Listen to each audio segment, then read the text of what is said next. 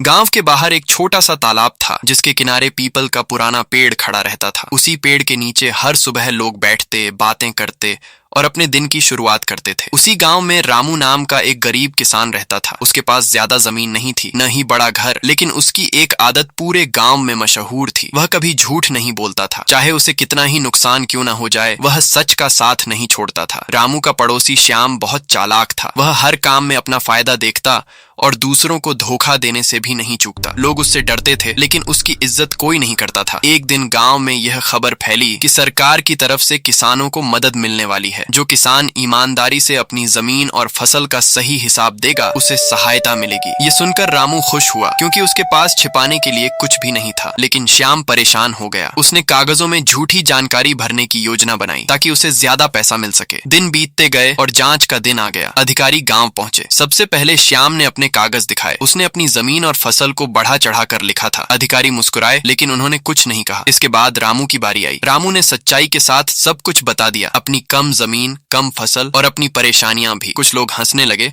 और बोले कि रामू ने मौका गंवा दिया। जांच के बाद अधिकारी वापस चले गए। कुछ दिनों तक कोई खबर नहीं आई। श्याम पूरे गांव में घूम घूम कर कहता रहा कि अब वह अमीर बनने वाला है। रामू चुपचाप अपने काम में लगा रहा। एक शाम वही अधिकारी फिर से गांव आए। इस बार उनके साथ कुछ और लोग भी थे। उन्होंने सबको इकट्ठा किया और कहा कि जांच में कई किसानों की जानकारी गलत पाई गई है। जिन लोगों ने झूठ बोला, उन्हें न केवल सहायता नहीं मिलेगी, बल्कि जुर्माना भी देना होगा। श्याम का चेहरा पीला पड़ गया। उसका नाम सबसे पहले लिया गया। इसके बाद अधिकारी ने रामू का नाम पुकारा। उन्होंने बताया कि रामू की ईमानदारी की वजह से उसे पूरी सहायता मिलेगी और साथ ही उसे गांव के किसानों का मार्गदर्शक भी बनाया जाएगा, ताकि आगे कोई धोखा न हो। यह सुनकर गांव वालों की आंखें खुल गईं। जिन लोगों ने रामू का मजाक उड़ाया था, वही लोग अब उसकी तारीफ कर रहे थे। रामू को जो सहायता मिली, उसने उससे अपनी खेती सुधारी, उसने नई तकनीक सीखी और धीरे धीरे अपनी हालत बेहतर की। लेकिन उसने कभी घमंड नहीं किया। वह श्याम की भी मदद करने को तैयार था, लेकिन श्याम शर्म के मारे गाँव छोड़कर चला गया। समय के साथ गाँव बदलने लगा। लोग समझने लगे कि झूठ से शायद थोड़े समय का फायदा मिल जाए, लेकिन सच और ईमानदारी ही इंसान को लंबे समय तक सम्मान और शांति देती है। रामू अब भी उसी पीपल के पेड़ के नीचे बैठता था, लेकिन अब लोग उससे सलाह लेने आते थे। इस कहानी से हमें यह सीख मिलती है कि ईमानदारी भले ही शुरुआत में मुश्किल लगे, लेकिन अंत में वही सच्ची जीत दिलाती है। झूठ और चालाकी से मिला लाभ क्षणिक